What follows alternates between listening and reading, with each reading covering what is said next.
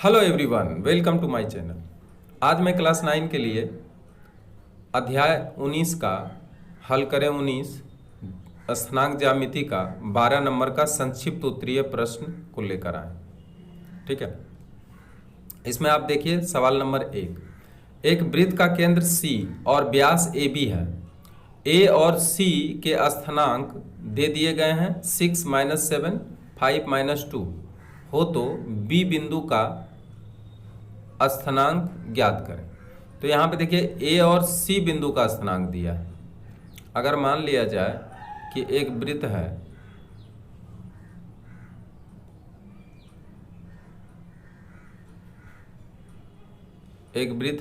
ठीक है, जिसका कि एक व्यास AB दे दी गई है।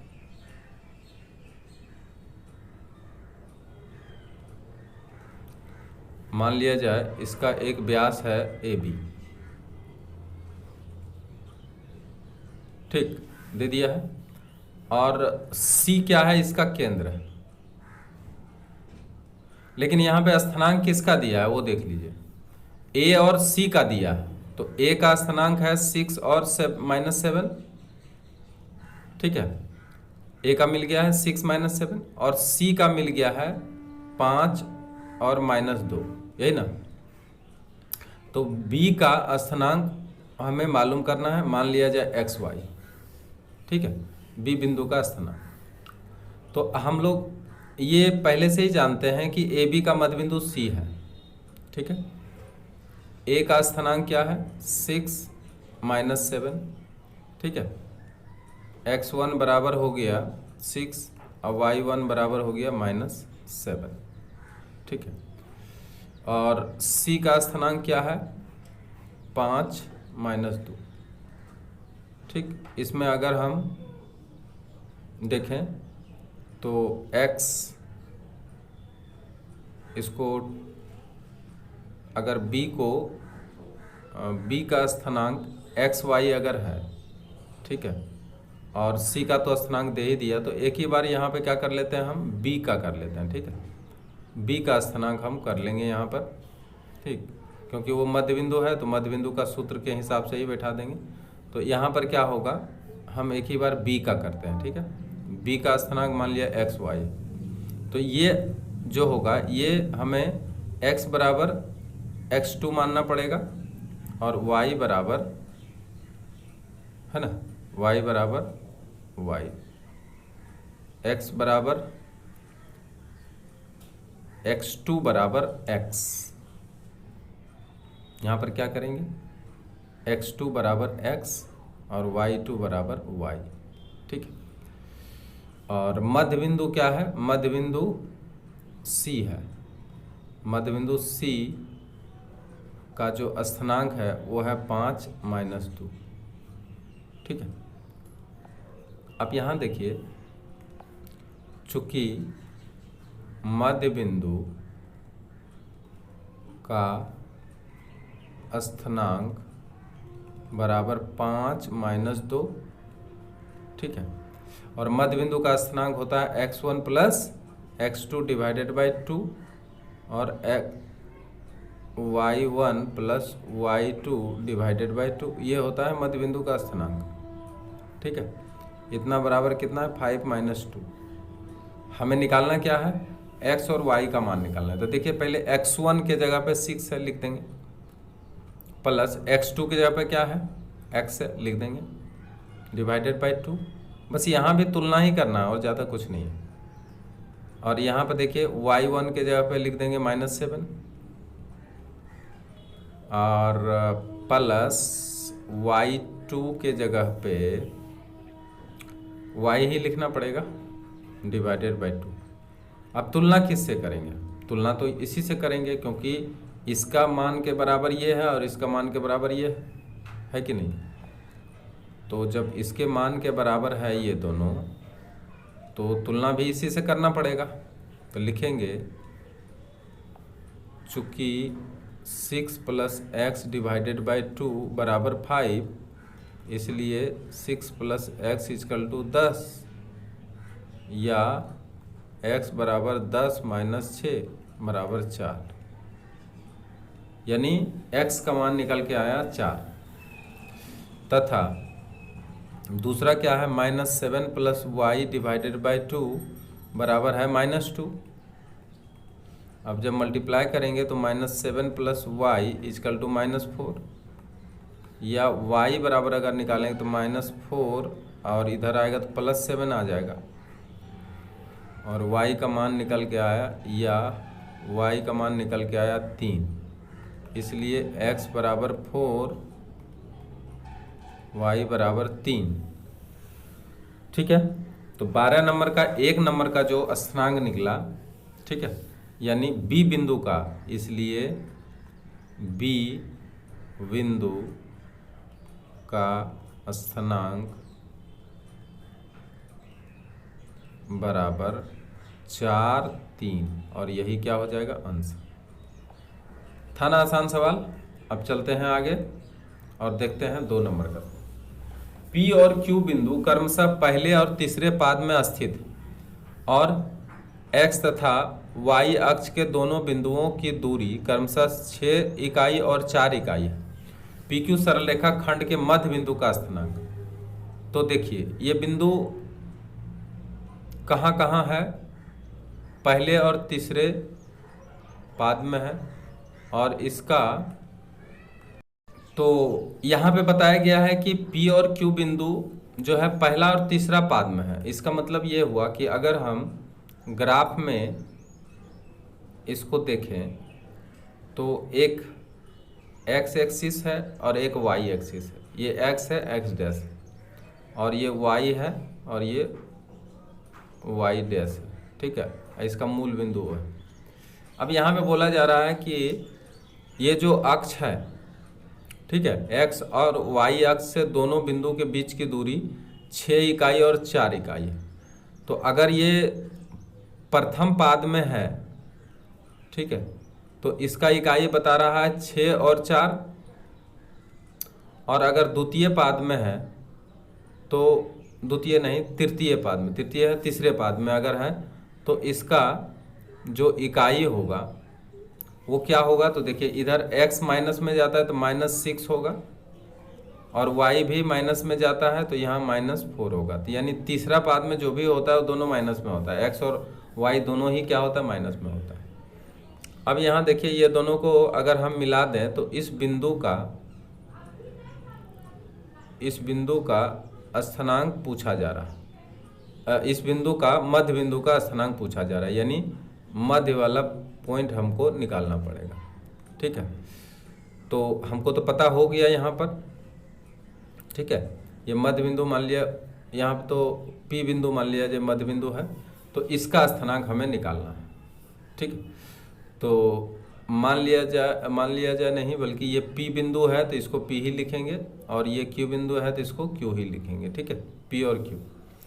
तो P का स्थानांक क्या मिला हमको, P का मिला है 6, 4, यानी x1 बराबर 6, y1 बराबर 4, और Q का कितना है, -6 और -4 है, इसलिए x2 का हो जाएगा -6 और y2 का हो जाएगा -4। ठीक है, ठीक। अब इसलिए PQ का मध्य बिंदु, अब यहाँ देखिए, यहाँ जो P हम माने हैं, P नहीं मानना चाहिए था यहाँ, है ना, क्योंकि P यहाँ पे लिया हुआ एक है बिंदु, तो यहाँ पे हम PQ का मध्य बिंदु चलिए K ले लेते हैं।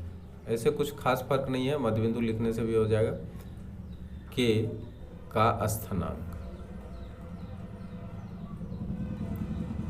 बराबर x1 plus x2 divided by 2, y1 plus y2 divided by 2।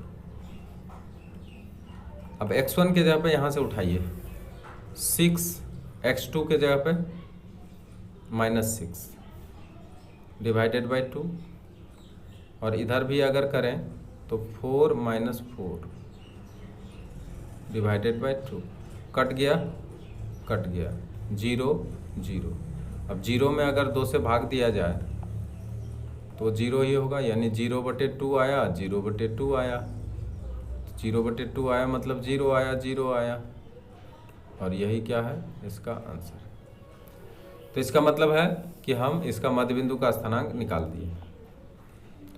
अब देखिए नेक्स्ट क्वेश्चन जो बताया जा रहा है 3 नंबर का, ए और बी बिंदु क्रमशः द्वितीय और चतुर्थ पाद में स्थित है और एक्स और वाई अक्ष से दोनों बिंदुओं की दूरी क्रमशः 8 और 6 इकाई है। अब यहाँ पे देखिए जो दोनों एक्सिस है एक्स और एक्स डैश, और यहाँ वाई और वाई डैश। अब ये कहाँ कहाँ है, तो देखिए द्वितीय और चतुर्थ में। द्वितीय तो ये है, मान लिया ये पॉइंट यहाँ पर है, एक पॉइंट मान लिया जाए, एक पॉइंट ए है जो कि द्वितीय पाद में है, और एक पॉइंट यहाँ रखते हैं, एक पॉइंट दूसरा क्या है, ये बी है जो कि चतुर्थ पाद में। तो अब हमको बताइए कि जब ये द्वितीय पाद में है तो इसका x ऋणात्मक होगा, तो यानी -8 होगा, और y तो धनात्मक होगा मतलब 6 होगा।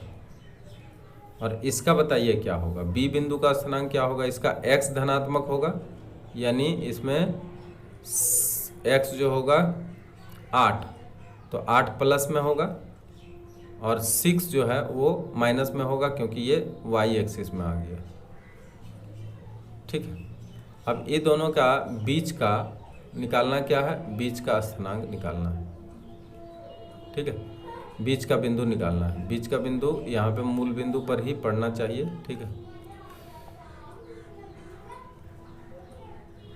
ये मान लिया जाए बीच वाला बिंदु C है। ठीक है,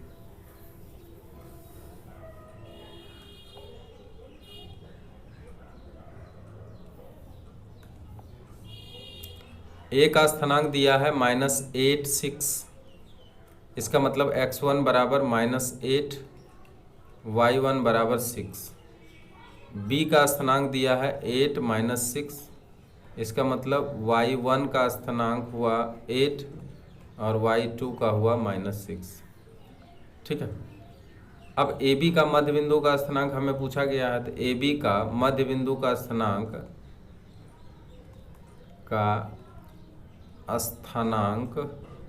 ठीक है, क्या नाम है इसका, के। चलिए के ही लिखते हैं। के का मान x1 plus x2 divided by 2, y1 plus y2 divided by 2। अब x1 के जगह पे देखिए यहाँ पे कितना, -8 प्लस 8 डिवाइडेड बाई 2, यहाँ पे बताइए 6, यहाँ पे 6 y1 और y2 क्या है -6 डिवाइडेड बाई 2। अब यहाँ भी देखिए वही खेला हो गया। क्या हो गया कि जो यहाँ पे आया था 2 नंबर का सवाल में, जो आप लोग देखे थे 0 और 0 आया था, ठीक वही बात यहाँ भी आ गया। इसका भी स्थानांक क्या है, इसका भी स्थानांक 0 है, 0/2 0/2। ठीक है, मतलब 0 और 0, ये क्या है इसका स्थानांक। नेक्स्ट क्वेश्चन देखते हैं। नेक्स्ट क्वेश्चन 4 नंबर का देखते हैं। ए बी सरल रेखा खंड के P कोई बिंदु है और AP बराबर BP है। A और B का स्थानांक दे दिया गया है, तो P बिंदु का स्थानांक लिखिए। तो बहुत अच्छा क्वेश्चन दिया है। मान लिया जाए एक सरल रेखा है, ठीक है, एक सरल रेखा AB है, A है और B है, ये बिंदु है। लेकिन कहता है P बिंदु ऐसा जगह पर इसमें लिया गया है कि AP जितना है उतना ही PB है। ठीक है, इसका मतलब ये मध्य बिंदु है P। इसका दिया है 3 - 4 और इसका दिया है -5 और 2। लिखेंगे चूंकि AP बराबर क्या है यहाँ PB, इसलिए P AB का क्या होगा पी ए बी का क्या होगा, मध्य बिंदु। अगर मध्य बिंदु है तो मध्य बिंदु का स्थानांक भी निकाल सकते हैं। ए हुआ 3 - 4, x1 बराबर हुआ 3 और y1 बराबर हुआ -4। बी का स्थानांक कितना है, -5 2। x2 का स्थानांक, एक मिनट, x2 का स्थानांक हुआ -5 और y2 का हुआ 2। इसलिए ए बी का मध्य बिंदु P का स्थानांक है ना, ए बी का मध्य बिंदु P का स्थानांक x1 + x2 divided by 2, y1 + y2 divided by 2। अब क्या होगा, इसका मान रखेंगे ना, तो x1 के जगह पे कितना रखेंगे, 3 - 5 डिवाइडेड बाई 2 और इधर रखेंगे -4 + 2 डिवाइडेड बाई 2, -2/2 और यहाँ पे आया -2/2, यानी दोनों का मान सेम आया। कट करके कितना हो जाएगा, -1 और -1। तो इस तरह से आप ए बी का मध्य बिंदु भी ज्ञात कर सकते हैं और इसका मान आ गया -1 -1। ठीक है, अब आते हैं लास्ट सवाल। इसको देखिए, लास्ट सवाल जो है इसको कैसे बनाया जाएगा। लास्ट सवाल है, ए बी सी डी आयताकार क्षेत्र की भुजाएं दो अक्षों के समानांतर है। दो अक्षों यानी x एक्सिस और y अक्ष के समानांतर है इसकी भुजाएं। बी डी बिंदु के स्थानांक दिया है, ए सी बिंदु के स्थानांक और ए सी विकर्ण के मध्य बिंदु का स्थानांक लिखें। तो पहले ए और सी का स्थानांक अलग अलग निकल जाए, फिर ए सी का कर्ण, ए सी विकर्ण का मध्य बिंदु हम लोग निकाल लेंगे। ठीक है, तो देखिए ये किस तरह का है, एक आयत है। ठीक है, अब ये जो आयत है कह रहा है कि ये एक्स और वाई अक्ष के क्या है, समानांतर है। तो एक्स और वाई अक्ष के जब समानांतर है तो इसका मतलब एक एक्सिस अगर ऐसे गुजर रहा हो, वाई एक्सिस, और एक एक्सिस एक्स वाला इधर से गुजर रहा हो, ठीक है। तो अब यहाँ पे देखिए गौर से, ये अगर मूल बिंदु है एक्स और वाई एक्सिस का O, तो एक इधर एक्स एक्सिस गया हुआ है और इधर वाई धनात्मक एक्सिस गया हुआ है। ठीक है, अब देखिए ये कह रहा है कि इसके भुजाएं अक्ष के समानांतर, यानी ये समानांतर ये है और ये समानांतर ये है। ठीक है, और ये आपस में क्या है, समानांतर ही होता है क्योंकि आयत है। ठीक, तो ये चीज़ आपको मिला हुआ है। ठीक, अब ये क्या है, ए बी सी डी आयत है, तो अगर ए माने इसको, बी सी और डी ये आयत है। ठीक, इसका में बी और डी बिंदु का केवल स्थानांक दिया है, तो बी का स्थानांक कितना दिया है वो देख लीजिए। बी का स्थानांक दिया है 2 और 6, एक मिनट, बी का स्थानांक दिया 7 और 3, इसका स्थानांक दिया 7 3, ये 7 है और 3 है। ठीक है, बी का स्थानांक कितना दिया, 7 और 3 दिया। ठीक, और डी बिंदु का स्थानांक दे दिया है 2 और 6। ठीक, दिया है 2 और 6। अब यहाँ पे हमको पूछा जा रहा है कि AC का मध्य बिंदु निकालिए, AC का। तो AC का मध्य बिंदु तभी हम निकाल सकते हैं, या A और C का स्थानांक। ठीक है, A और C का स्थानांक जब तक नहीं निकालेंगे तब तक इसका मध्य बिंदु का स्थानांक कैसे निकालेंगे। यानी हमको ये भी पूछा जा रहा है कि इसका मध्य बिंदु अगर मान लिया P है तो P का भी स्थानांक हमें निकालने के लिए कहा गया है। तो यहाँ तक तो आप समझ गए होंगे। अब यहाँ पर क्या है, देखिए ए बिंदु का स्थानांक अगर आपको निकालने के लिए कहा जाएगा तो देखिए ये तो आयत है, तो आयत है तो जो एक्स एक्सिस में बी का जो मान होगा, ठीक है, यानी बी का एक्स एक्सिस में जो स्थानांक होगा वही स्थानांक एक्स एक्सिस में ए का होगा। तो आपको समझ में आ रहा होगा कि एक्स एक्सिस में, ठीक है, बी का स्थानांक 7 है तो ए का भी स्थानांक क्या होगा, 7 होगा। कैसे होगा, यहाँ से देख लीजिए, ये 7 है तो ये भी 7 है, क्योंकि इसका डिस्टेंस, इसका जो डिस्टेंस है वाई एक्सिस से, ठीक है, एक्स एक्सिस के ऊपर वो 7 ही है, ठीक है, ए निकाल लिया इसका। फिर उसी तरह से देखिए कि जो डिस्टेंस डी का एक्स एक्सिस में है वही सी का होगा, क्योंकि देखिए वाई अक्ष से इसका दूरी एक्स में कहाँ तक है, यहाँ तक है, ठीक है, और यहाँ से आप इसका डी का दूरी देखेंगे एक्स एक्सिस में तो यहाँ 2 बता रहा है, तो यहाँ भी क्या होगा, इसका 2 होगा, ठीक है। अब देखिए यहाँ कि ए बिंदु का जो वाई एक्सिस है, ठीक है, उसका मान क्या है, तो बी बिंदु पहले देख लीजिए तो पता चल जाएगा कि बी बिंदु का अगर ये यहाँ से यहाँ डिस्टेंस 3 है, ठीक है, यहाँ से यहाँ डिस्टेंस इसका क्या है, 3 है, तो यही डिस्टेंस आपको वाई एक्सिस में किसका मिल रहा है, देखिए गौर से, सी का मिल रहा है, क्योंकि जितना बी दूरी यहाँ पर है वाई एक्सिस में उतना सी का है। तो ये जिस तरह से यहाँ पे 3 है इसका डिस्टेंस वाई में, तो इसका भी डिस्टेंस कितना होगा, 3 होगा, ठीक है। अब आते हैं ए का, तो ए के लिए आपको डी देखना पड़ेगा, क्योंकि डी का हाइट जितना है एक्स एक्सिस से उतना ही हाइट ए का भी है। तो यहाँ डी का जब हम देखेंगे यहाँ 6 है, ठीक है, वाई एक्सिस में, तो इसका भी वाई एक्सिस में क्या होगा, 6 होगा। तो अब देखिए ए और सी का स्थानांक हम किस रूप में निकाल लेते हैं, तो इसी रूप में हम लोग निकाल लेते हैं। तो इसलिए जो आंसर आया है वो क्या है, तो सी का स्थानांक 2 3 आया है, ठीक है, और ए का स्थानांक क्या आया है, तो 7 6 आया।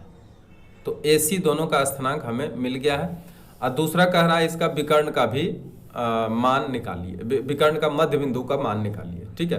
तो एक तो मान हमें मिल गया, हम लिख सकते हैं कि चित्रानुसार ए का स्थानांक बराबर, ए का स्थानांक कितना निकल के आया है, 6 7 6,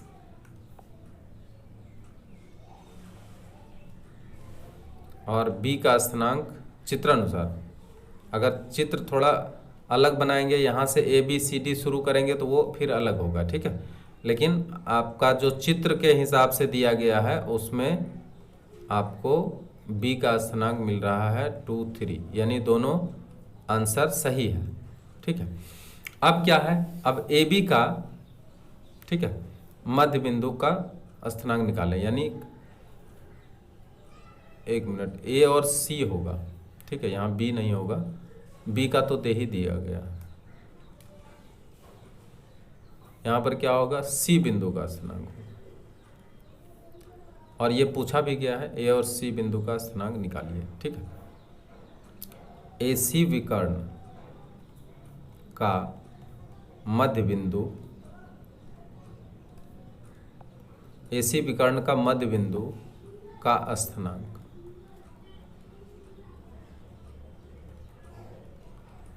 अब यहाँ से देखिए क्या होगा, ये x1 काम करेगा, ये x2 काम करेगा, यानी 7 + 2 बटे 2, ठीक है, 6 + 3 बटे 2, अब आएगा 9 डिवाइडेड बाई 2, और यहाँ भी आया 9 डिवाइडेड बाई 2। तो ये जो स्थानांक निकला 9/2 और 9/2, ये दोनों AC का मध्य बिंदु का स्थानांक निकल गया, और यही आपका आंसर है। अगर वीडियो आपको अच्छा लगा हो तो अधिक से अधिक इसे शेयर करें, और जो नए हैं वो सब्सक्राइब जरूर करें। Thank you very much.